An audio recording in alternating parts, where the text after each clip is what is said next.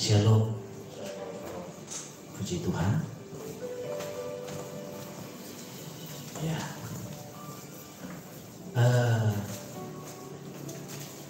Beberapa minggu ini saya banyak berbicara kepada kita bagaimana supaya kita unity, supaya kita sehati dan sepikir di dalam mengiring Tuhan. Dan hari ini saya berbicara kepada kita tentang sumber hidup. Dan sumber hidup itu adalah Tuhan Yesus sendiri. Ya. Nah, Yohanes pasal 7 ayat 37 sampai 39 kita baca sama-sama. Bisa lihat di layar depan. 2, 3 ya. Dan pada hari terakhir, yaitu pada puncak perayaan itu, Yesus berdiri dan berseru, barang siapa haus, baiklah ia datang kepadaku dan minum. Barang siapa percaya kepadaku, seperti yang dikatakan oleh kitab suci, dari dalam hatinya akan mengalir aliran air hidup. Yang dimaksudkannya ialah roh yang akan diterima oleh mereka yang percaya kepadanya, sebab roh itu belum datang karena Yesus belum dimuliakan. Jadi yang pertama yang dimaksudkan Tuhan Yesus dalam hal ini adalah berbicara tentang Roh Kudus. Dan Tuhan inginkan setiap gereja, setiap kita harus dipenuhi oleh Roh Kudus. Nah, pada waktu kita dipenuhi oleh Roh Kudus, maka pada waktu itu kita memiliki sumber kehidupan itu sendiri. Nah, gereja itu terdiri dari 2 hal. Yang pertama adalah kumpulan orang percaya, yakni kita ini yang disebut gereja. Gereja ini juga bicara tentang perihal kita hari ini yang berkumpul bersama-sama beribadah. Ya, itu yang pertama. Sehingga apa ayat dikatakan untuk itulah kita harus tertanam dalam gereja lokal. Kita tidak boleh menjauhkan diri dari pertemuan-pertemuan ibadah. Ibrani lanjut. Ibrani 10:25. Janganlah kita menjauhkan diri dari pertemuan-pertemuan beribadah kita, seperti yang dibiasakan oleh beberapa orang, tetapi marilah kita saling menasihati dan semakin giat melakukannya menjelang hari Tuhan yang mendekat. Jadi kita perlu komitmen berada di dalam gereja lokal. Dan puji Tuhan, memang kita ini sebagian besar orang kerja hari Minggu. Hari ini sebagian besar tidak datang karena kerja. Puji Tuhan, hari ini Pak Sumalai bisa off ya Pak, bisa gereja. Ketika datang ke tempat ini, saya percaya itu karena ada kerinduan. Dan dari kerinduan itulah lahir komitmen untuk tertanam. Ya, ini penting. Memang di sisi lain saya sebagai seorang hamba Tuhan, sebagai gembala tempat ini, saya rindu banyak orang yang datang ke gereja ini. Ya kan? Pasti semua hamba Tuhan pasti menginginkan. Tapi di atas segalanya, keinginan Tuhan ingin kita berkumpul bersama-sama. Untuk apa? Untuk saling menasihati. Tentu memang waktu kita tidak cukup ya, karena hanya dibatasi. Nah, oleh sebab itu selain khotbah di gereja ini, maka ada yang disebut family altar, yaitu komsel atau kumpulan kecil 2-3 orang, di mana kita saling share satu dengan yang lain. Itu juga gereja. Dan ke depan ini kita akan setiap hari nanti mungkin ya, ada doa di tempat ini. Tujuannya supaya apa? Setiap orang yang hadir beribadah bukan sekedar sebagai orang Kristen, tetapi menjadi orang Kristen yang memiliki otoritas yang luar biasa. Ya. Janganlah kita menjauhkan diri dari pertemuan-pertemuan ibadah kita seperti yang dibiasakan oleh beberapa orang. Artinya begini, sikapnya angin-anginan. Itu yang dimaksudkannya. Ada orang menunda jam ibadahnya karena ada tinju. Yang hobi tinju. Ada yang hobi nonton tinju gak? Hobi Bang? Saya hobi juga. Ada pertandingan misalnya berapa tahun yang lalu, yaitu Manny Pacquiao melawan orang Amerika, siapa itu namanya Pak? Ya pokoknya itulah. Ya petinju zaman dahulu ada juga yang bernama Oscar De La Hoya. Nah itu nggak pernah kalah dulu. Itu saya sangat gemar tuh. Ada apa itu Mike Tyson, luar biasa. Nah ada orang menunda, kenapa? Saya rindu melihat bagaimana pukulan dia yang luar biasa. Sebetulnya kita sudah memiliki dua Tuhan. Dan tanpa kita sadari karena tontonan yang menarik perhatian kita, sebetulnya itu juga merupakan penyembahan berhala. Kenapa? Kita lebih mengutamakan hobi kita daripada hubungan kita dengan Tuhan. Ada orang yang menunda dia beribadah karena ada bola, ada piala dunia. Banyak hal yang menghalangi kita. Nah ini yang disebutkan seperti yang dibiasakan oleh beberapa orang, tidak semua, hanya beberapa orang, pasti ada yang demikian. Jadi yang sering dibiasakan itu menunda dia beribadah oleh karena berbagai faktor tadi. Ada tinju, ada bola, apalagi ya, ada film-film yang menarik perhatian, misalnya di bioskop ini jam 11, ada film terbaru yang paling populer di abad 21. Tiket yang sangat mahal.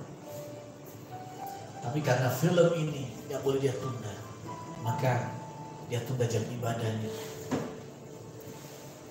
Nah ini sebetulnya juga tidak boleh. Amin. Nah itu yang dimaksudkan ayat itu. Bukan berarti sengaja dia meninggalkan ibadah. Dia juga enggak, orang ini juga bukan sengaja tidak beribadah di jam itu, hanya menunda. Nah, bukan berarti kita nggak boleh nonton tinju ya. Bukan nggak boleh kita nonton bola atau nonton film. Boleh. Tapi kita harus memahami apa yang menjadi prioritas. Itu yang merupakan kita mengasihi Tuhan lebih dari apapun. Makanya ketika Tuhan Yesus bangkit dari antara orang mati, dia bertemu dengan murid-murid. Dan dia bertanya kepada seorang murid yang paling dia kasihi, yang bernama Simon Petrus. Simon, apakah engkau mengasihi aku? 3 kali dia bertanya. Dan ketiga kalinya Simon Petrus pun juga menangis. Sampai ada lagunya. Turun 1 dari D. Suaranya gitu. Kau cintaku,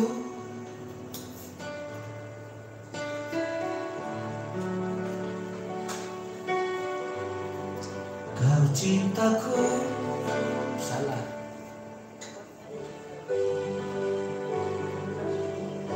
Suara kok nggak keluar suara musik. Kau cintaku,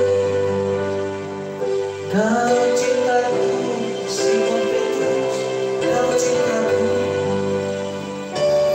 kau cintaku, kau cintaku, kau cintaku, Simon Petrus, kau cintaku.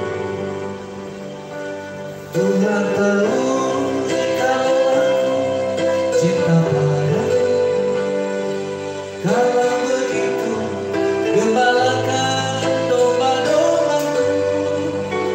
Tuhan tahu kalau aku cinta padamu. Kalau begitu, gembalakan domba-dombaku.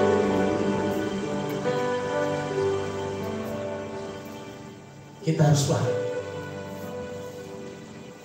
ketika kita diperhadapkan dua pilihan, itulah ujian kasih kita kepada Tuhan.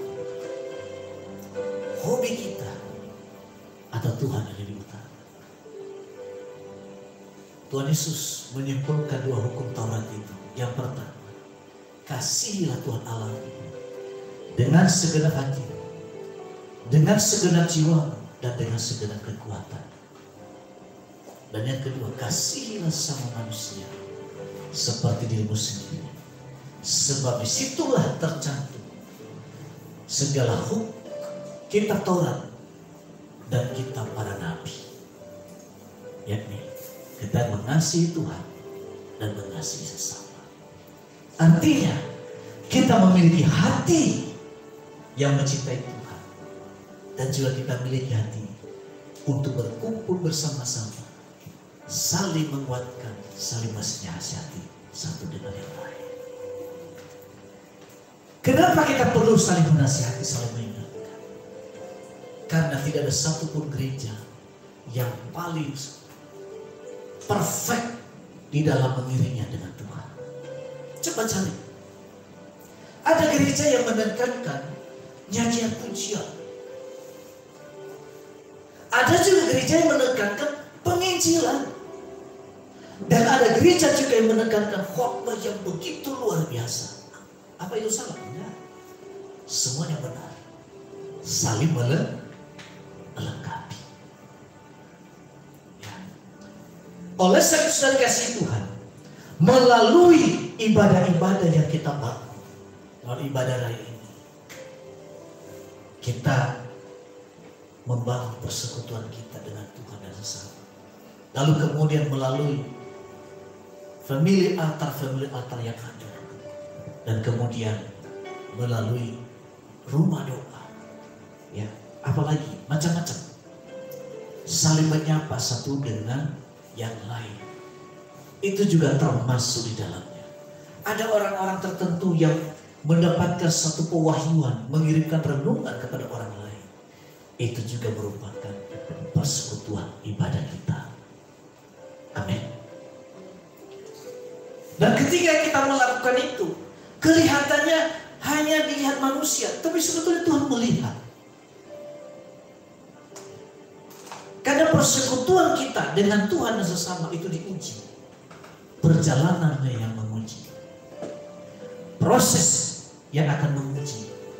Apakah benar-benar didasari dengan kasih, dengan cinta, atau hanya sekedar rutinitas. Ya. Dan yang kedua, tadi gereja itu kumpulan orang percaya. Dan yang kedua adalah diri kita. Tubuh kita telah ditebus lunas melalui kematian Tuhan Yesus di kayu salib. Maka dari itu sadarilah, Anda boleh perkasa, Anda boleh cerdas, Anda boleh jadi apa saja. Jadi pejabat, amin, puji Tuhan. Tahun 2024 tiba-tiba Pak Somala jadi anggota DPR, puji Tuhan. Amin. Ya kan? Kita harus senang kalau sukses ya. Kita harus ngomong yang besar-besar, jangan yang kecil-kecil, harus yang besar. Meskipun belum. Kan doa saya semua kan diberkati. Masa saya mendoakan yang gagal? Nggak mungkin. Masalah jadi urusan lain. Yang penting percaya dulu. Ya. Tapi yang harus kita sadari, tidak tahukah kamu bahwa kamu adalah bayi Allah, dan bahwa Roh Allah diam di dalam kamu. Tidak peduli sebodoh apa nih orang, tidak peduli status sosialnya, tapi Tuhan yang mengatakan tubuhnya adalah bayi Allah. Yes. Amin.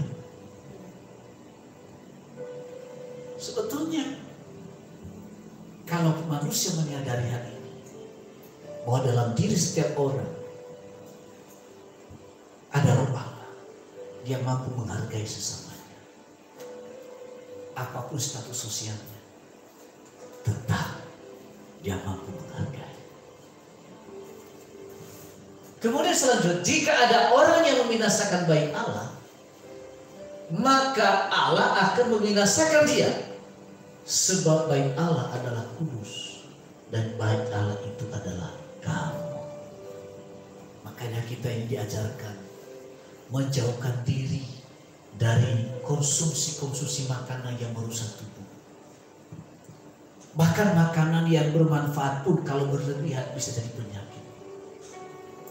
Makan daging babi bagus nggak? Bagus. Saya senang makan daging babi panggang, babi merah. Bagus, enak. Tetapi jangan berlebihan. Makan sop kambing bagus dah. Bagus. Jikalau kita lagi lemah, posisi lagi kurang enak badan, lagi flu dan sebagainya, itu bagus minum itu. Tetapi kalau kita konsumsi lebih dari batasnya, akhirnya menjadi penyakit dan merusak tubuh ini. Apalagi usus kita ini halus, lembut. Tapi orang yang menyadari bahwa dalam ususnya lembut, maka dia masukkan air yang keras. Nah, supaya jangan kelihatan mabuk, dicampur dengan sampo. Dia maaf tapi mulutnya nggak bau. Dan akhirnya lama-lama kelamaan makin bertambah. Biasanya kalau orang biasa minum minuman alkohol, makin lama dosisnya makin tinggi. Betul nggak? 1 gelas kurang nih, naik terus. Semakin naik dosis yang dia minum dari 1 gelas, dia 2 gelas, 3 gelas, sampai 4 gelas, 10 gelas. Akhirnya terjadi ususnya rusak. Kalau mati sih nggak masalah ya. Ini masalahnya hanya di tempat tidur menyusahkan orang. Pernah ada dulu teman pagi-pagi udah minum whisky. Apa yang terjadi? Pecah perutnya sampai ususnya. Nah, heran juga saya, kok bisa gitu ya? Perutnya pecah dan seluruh kotorannya keluar semuanya. Masih gitu. Nah, saudara, apa yang terjadi? Matinya pelan-pelan, tersiksa, sampai teriak, Tuhan ambil nyawa saya, ambil nyawa saya. Karena kesakitan yang begitu luar biasa. Puji Tuhan, di kita nggak ada ya, di kita nggak ada.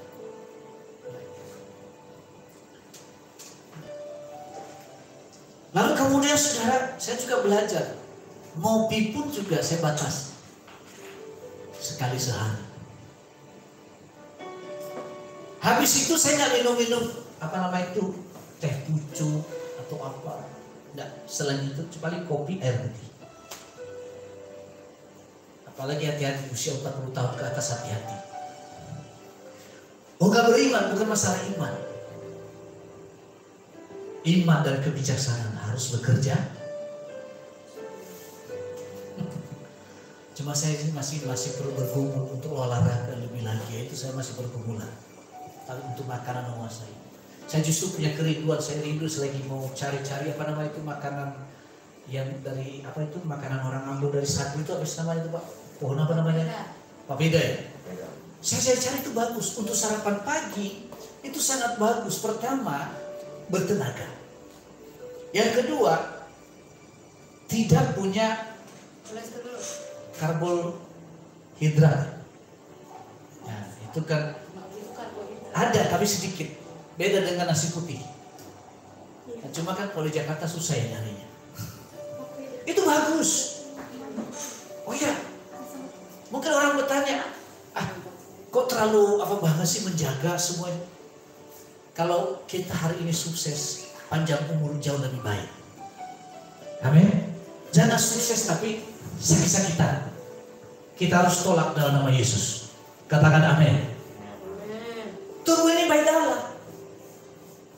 Harus kita jaga, harus kita pelihara semaksimal mungkin. Ya. Ini penting. Karena apa yang terjadi? Jika ada orang yang membinasakan baik Allah, maka Allah akan membinasakan dia. Binasanya bukan nanti di akhir zaman, enggak. Selama hidup ini. Selama hidup ini. Hidup enggak, mati enggak. Gitu. Tapi kalau tubuh kita sehat, banyak hal yang bisa kita perbuat. Biar semangat kita 45 pengen melakukan sesuatu buat kemuliaan Tuhan. Tapi kalau tubuh ini udah sakit, nggak ada gunanya, terlambat. Kenapa waktu sehat nggak pernah pergunakan itu bagi kemuliaan Tuhan? Kan ada sering kali kan, ketika udah sakit baru ngomong tuh, kalau aku sembuh nanti aku mau melayani Tuhan begini-begini, aku melakukan ini dan begitu, aku memperbaiki hidup begini dan begitu. Saya mengatakan terlambat. Karena kalau udah sakit jantung nggak pakai ring, untuk sembuhnya itu udah susah, ya kan? Kalau sudah darah tinggi di atas rata-rata, untuk stabil sudah susah. Kalau sudah sakit gula, untuk stabilnya udah susah. Makanya lebih baik mencegah daripada mengobati. Walaupun uangnya banyak. Ya. Jadi jangan alergi kok Pak Petrus ini kok berubah kayak dokter. Bukan. Supaya kita nanti lihat anak-anak kita berhasil. Pengen lihat kan anak cucu berhasil? Jaga kesehatan, jaga semangat hidup kita. Ini penting. Saya rindu umur saya panjang, sehat, nggak saya sakitan. Saya nggak pernah minta kaya raya sama Tuhan, tapi saya hanya minta cukup sebagaimana apa yang diperlukan. Ya?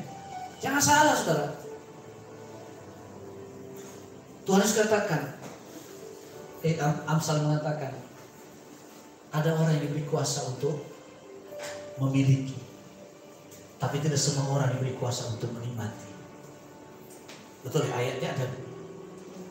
Tapi saya rindu kita punya kuasa memiliki dan juga punya kuasa untuk menikmati. Amin. Amin. Ini terhindar dari sini. Lalu dampaknya apa lagi? Bukan hanya itu. Apa yang kita punya maka datang belalang pelahap. Ada belalang pelompat, ada belalang pindahan, dan ada belalang pengering. Belalang pelompat itu apa sih? Yang dimakan adalah daunnya. Itu pertama. Belalang pindahan, ya belalang pelahap dimakan daun. Belalang pindahan, yang pertama ya orang sakit-sakit tadi itu, damai sejahteranya agak sedikit berkurang. Suka tidak suka, mau tidak mau, itu kenyataan. Kenapa? Bergerak sedikit-sedikit sakit, dipegang sedikit udah sakit. Kesal sama orang, tapi kan orang nggak bisa salah juga, namanya nolong kan? Betul nggak? Akhirnya lama-lama selang kanan kiri, semua pakai selang, makan pakai selang, semua selang. Nggak percaya, pergi ke rumah sakit, sering saya kunjungi. Pernah saya doakan orang itu, bukan pernah doakan, pernah saya doakan orang ini aneh luar biasa. Biasanya kan kita minta didoakan supaya yang sakit sembuh, kan begitu. Tapi ini beda, supaya yang sakit mati. Iya benar, dan pernah kita lakukan itu. Benar-benar mati, tapi sudah menderita. Karena saya doakan anggota DPR di Rumah Sakit Fatmawati, seorang perempuan. Saya pikir laki-laki, kenapa? Karena rambutnya sudah dibotak, udah cuci darah, udah komplikasi. Ini bukan orang Kristen, ini orang kedar. Memang ada manfaatnya. Terus saya diundang. Terus gimana caranya saya mendoakan ini? Anda kan orang Kedah, saya ngomong gitu kan? Ya nggak apa-apa Pak. Yang penting saya ini nyawa saya selesai hati. Nah, syaratnya satu. Mau terima Yesus? Namanya orang udah gituan ya, ya aja kan. Oh kalau gitu ikut kata-kata saya. Selesai doa, saya doakan. Tuhan, saya serahkan roh jiwa itu dalam tanganmu. Kalau sudah waktunya, jangan lama-lama. Tapi kalau belum waktunya, biar dia sehat. 3 hari kemudian dia meninggal. Keluarganya telepon, Pak, terima kasih Pak. Susah kita menjawab. Habis loh saudara.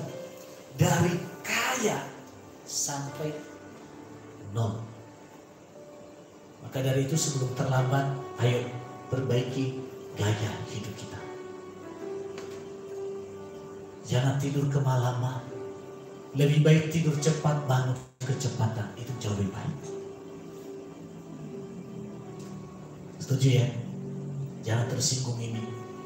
Karena untuk saya juga, saya masih belum bisa olahraga seperti Pak Temu. Rasional lain. Masih bergumul saya. Tapi kalau dalam hal makanan, saya sudah belajar. Mulai belajar. Ya sudah mulai tiru juga. Pak Temu suka makan tomat. Sekarang saya juga udah mulai. Tapi kadang-kadang lupa juga. Lupa juga kadang-kadang. Ya, 3 kali berturut-turut terus habis berubah lagi, lupa lagi, ingat. Tapi sudah ada kemauan memperbaiki. Karena udah di atas 40 harus hati-hati. Oh, gak beriman, bukan masalah iman.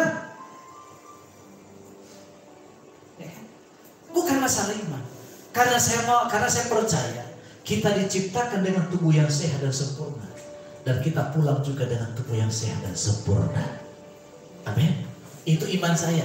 Saya nggak tahu iman yang lain-lain. Lanjut. Nah, hidup harus dikuasai oleh Roh. Ketika hidup kita dipenuhi oleh Roh Kudus, maka kita akan mengalami hal-hal yang supernatural. Yang pertama, ada gairah dengan Tuhan. Pertama saya percaya Yesus. Waduh, luar biasa. Jam doa saya tidak kenal lelah, tidak kenal waktu. Doa.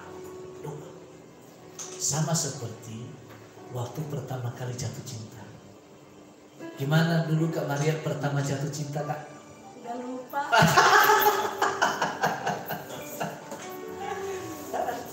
Ya pokoknya bagaimana kita pertama kali jatuh cinta tidak mengenal lelah. Tidak ada bosan ya? Ya kan? Bukan begitu Pak? Uish, seperti itulah dengan Tuhan. Tapi perjalanan waktu cinta itu harus diuji. Pernikahan juga harus diuji. Ya kan? Melalui problem hidup. Melalui masalah itu. Karena apa? Orang yang berkeluarga itu ditimpa oleh kesusahan badani. Betul tidak Pak? Ayat firman Tuhan mengatakan demikian. Maka dari itu yang belum menikah, kalau nggak mau ditimpa kesusahan badani, ya pikirkan apa yang saya omongin ini. Ya kan? Karena ada ujian-ujian. Jadi yang pertama, ada gairah dengan Tuhan. Ada semangat yang membara.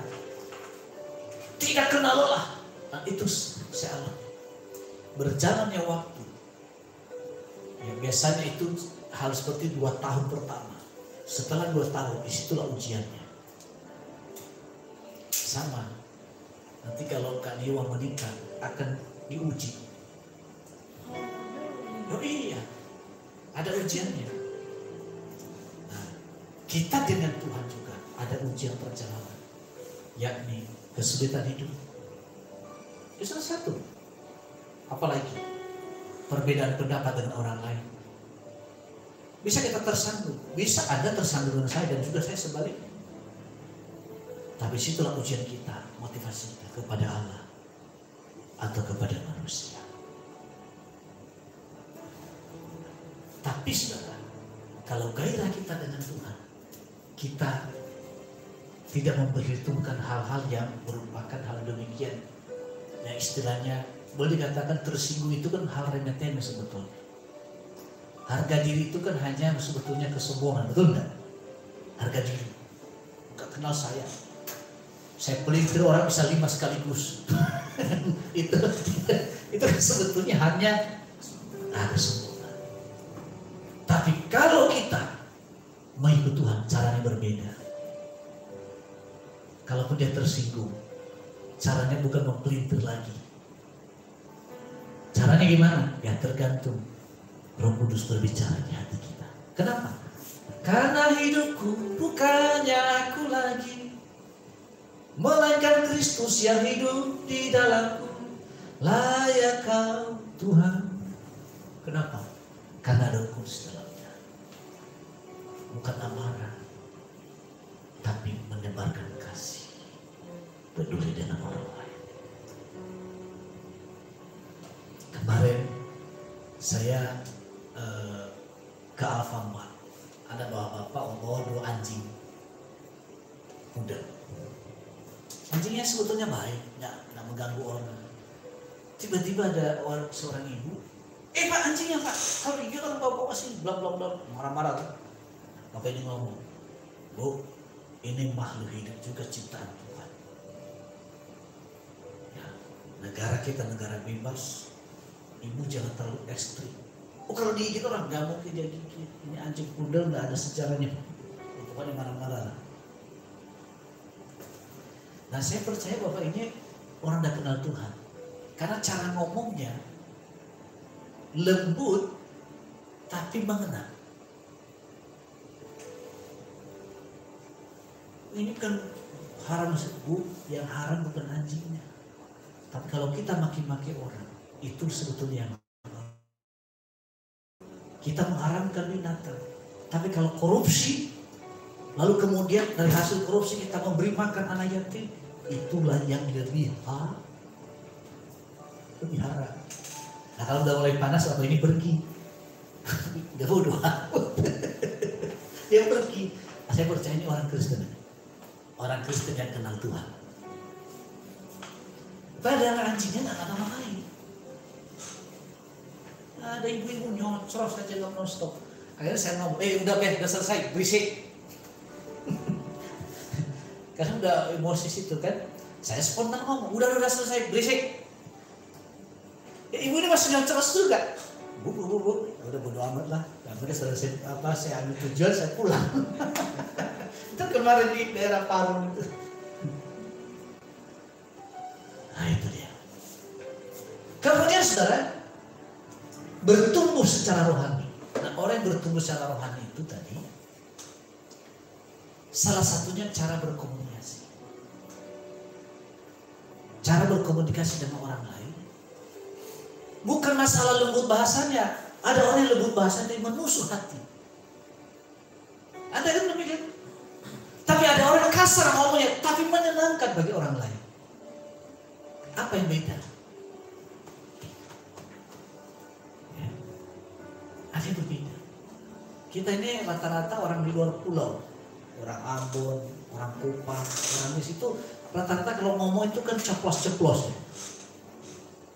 Betul nggak?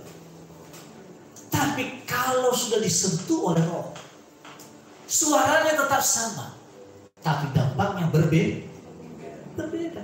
Saya nggak bisa dirubah bahasa saya seperti orang Jawa, nggak bisa. Ya udah begini saya. Kita udah lahir sebagai suku itu, ya udah itu yang ada. Nikmati. Tuhan pakai itu dengan cara yang berbeda. Itu yang bertumbuh secara rohani. Lalu kemudian pertumbuhan secara rohani mampu mendengar suara Tuhan. Suara Tuhan itu nggak seperti hai kamu enggak, tapi Roh Kudus berbicara di hati nurani kita. Melakukan sesuatu tanpa pamrih karena dorongan hati. Ya. Kenapa ada orang yang begitu tekun, begitu rajin, dikasih upah juga enggak, diperhatikan juga enggak? Kenapa? Karena dia terdorong karena Roh Kudus yang menuntun hidupnya. Pernah saya katakan sama Chelsea Mas Tipan, saya ini kan sedang kuliah dan sebagian besar minta tolong kepada saya untuk membantu membuat skripsi. Ya. Bukan hanya di kampus saya, di kampus lain juga ada minta tolong ke saya. Saya sih pernah bicara begini, gak sih nolong orang, ilmu itu kan mahal. Karena bikin skripsi itu minimal 2 juta. Teman saya ada doktor, kalau minta tolong ke dia 2 juta. Tapi saya hanya minta apa sesuai kemampuan. Ya jangan juga gratis lah, untuk itu kan mahal ya. Sesuai kemampuan. Nah, secara manusia, untungnya apa? Kenapa saya melakukan itu? Saya mengerjakan dengan tulus. Karena bagi saya, ilmu saya ketika dipakai itu investasi jangka panjang. Satu. Yang kedua, ilmu yang saya miliki Tuhan yang memberi. Setuju tak? Karena semua orang bisa seperti itu. Nah kalau ilmu saya lipat gandakan, Tuhan akan gantikan dengan ilmu yang baru. Tidak basi. Selain itu juga, orang ini tidak mampu membalas kepada saya. Ketika dia nggak mampu membalas, disitulah upah saya. Apa kata Tuhan Yesus? Kalau kamu hanya bisa berbuat baik bagi orang yang bisa berbuat baik kepadamu, apa jasamu? Bukankah saran penyambung pemungut cukai juga melakukan hal yang sama? Istilah balas budi. Ya. Contohlah seperti orang Samaria. Ketika ada orang dirampok, datang seorang imam hanya melihat dan menyingkir. Datang orang Lewi hanya melihat dari kejauhan, lalu juga menyingkir. Tetapi datang orang Samaria. Orang Samaria itu orang Israel yang disingkirkan dari Israel karena pernikahan mereka campuran yang kacau balau. Tapi hatinya dengan belas kasihan. Dan setelah belas kasihan, maka dia bersihkan luka orang ini.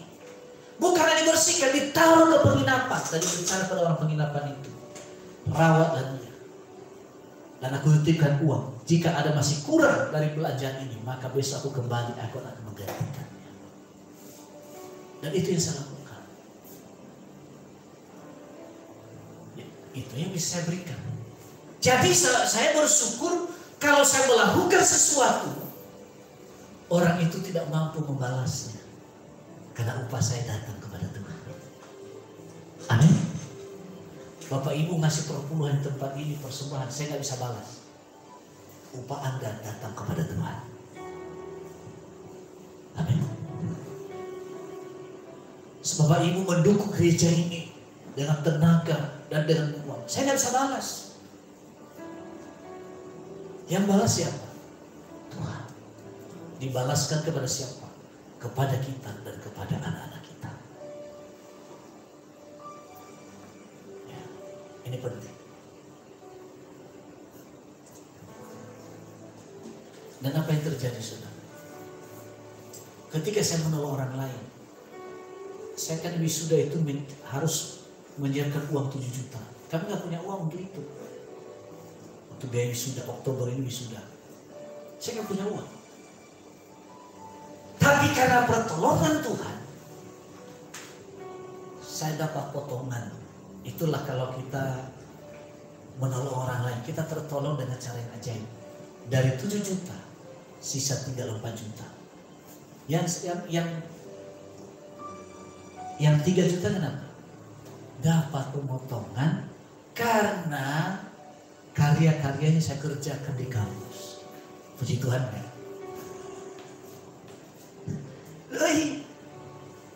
Dan saya kuliah itu beasiswa.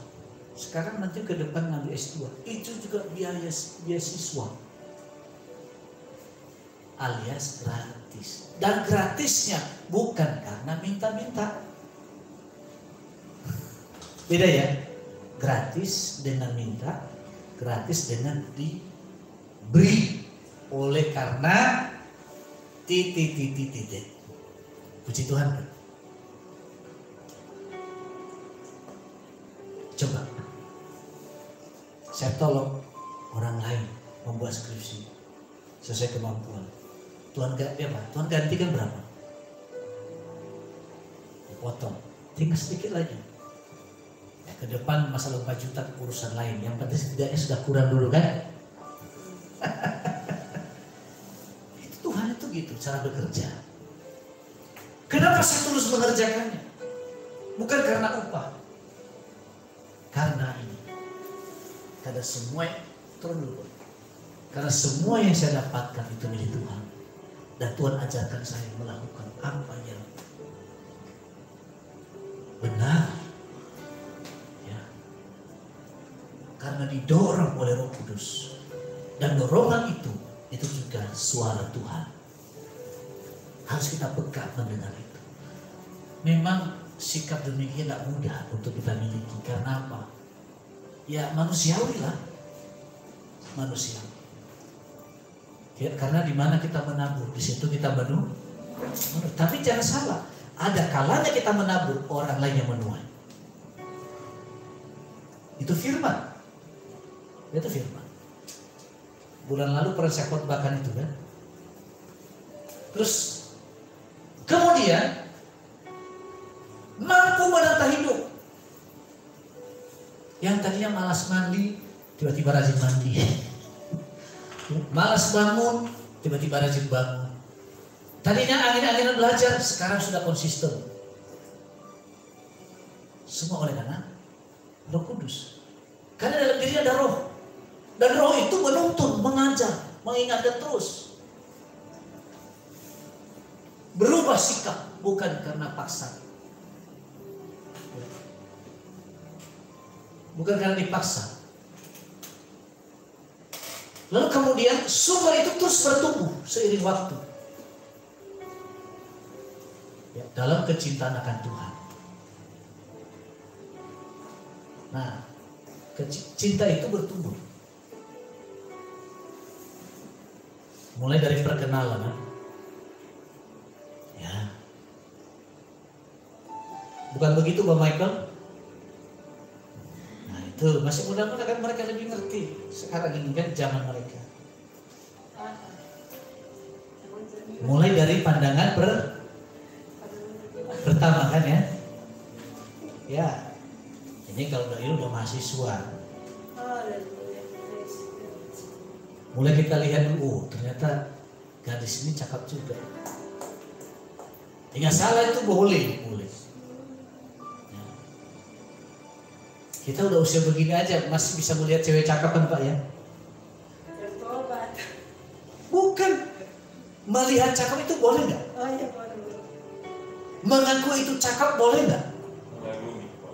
Nah, tapi kalau bagaimana aku dekati, nah itu harus bertobat. Tapi kalau Bang Michael, Niwa Kamaria, tidak apa-apa. Saya rekomendasi PDKT. Mulai dari pandangan, kemudian mulai dari komunikasi. Akhirnya tumbuh rasa peduli. Dari rasa peduli, bagaimana kalau ada waktu kita mengerjakan tugas kampus bersama-sama, bolehkah? Nah, itu nanti Pak Michael yang mengatur itu. Dari perkenalan pertemuan, maka rasa kasih sayang itu muncul. Cinta itu bertumbuh. Tapi cinta tanpa dikendalikan oleh Roh Kudus jadi liar. Makanya ada orang mahasiswa tidak sampai selesai kuliah langsung di tengah jalan oleh karena tidak terkendali. Puji Tuhan. Jadi di sini boleh kenalan lawan jenis tapi harus terkendali, kecuali Pak Tenu sama Pak Somalai itu nggak boleh. Nggak boleh ya? Cukup dulu satu aja susah apalagi ya. Nah kemudian bertumbuh dari terukur sampai tidak terukur. Cinta itu kan ada yang bisa terkendali, Lalu kemudian juga akan tiba di mana tidak terkendali. Memang kita harus sampai ke pelaminan. Dan akhirnya menjadi mempelai. Udah jam berapa sekarang? 11.14. Ih, lama aja.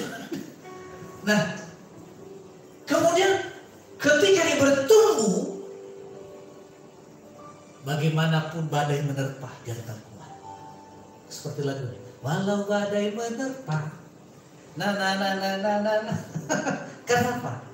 Karena cintanya sudah bertumbuh dan berkembang dan berakar. Biarpun orang mengatakan, kok kamu mau dengan dia ya? Kamu gak tahu. Buaya aja gak selera. Ada gitu kan? Ibarat orang mengatakan buaya aja gak selera. Nah, ini berlebihan.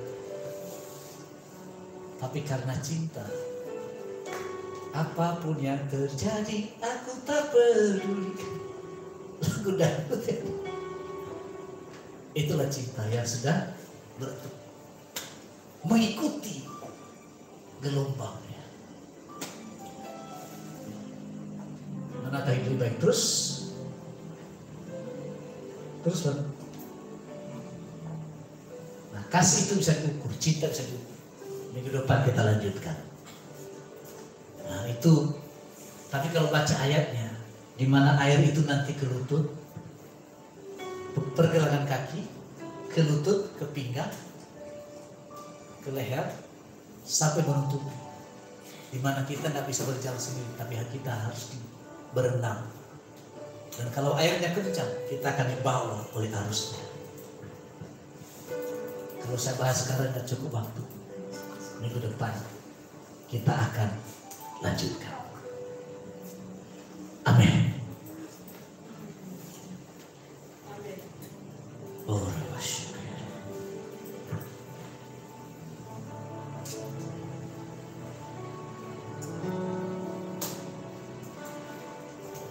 hari-hari ini hari yang cerah. Kekeringan dan kekeringan terjadi mana-mana.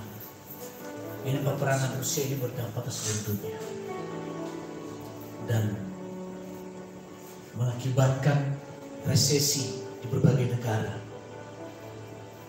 Sri Lanka, presiden dan perdana menterinya lengser. Inggris, negara yang kuat tadinya, perdana menterinya harus lengser. Dan ini berkembang di tanah Eropa. Jadi Amerika, akibat apa? Krisis ekonomi, ekspor impor tidak bisa diekspor dari Ukraina. Kita butuh Tuhan, kita butuh Roh Kudus. Roh Kudus itulah yang menjadi sumber kehidupan. Ketika Roh Kudus memenuhi hidup kita, menasihati kita, maka sumber itu telah kita miliki. Oleh sebab itu minta Roh Kudus.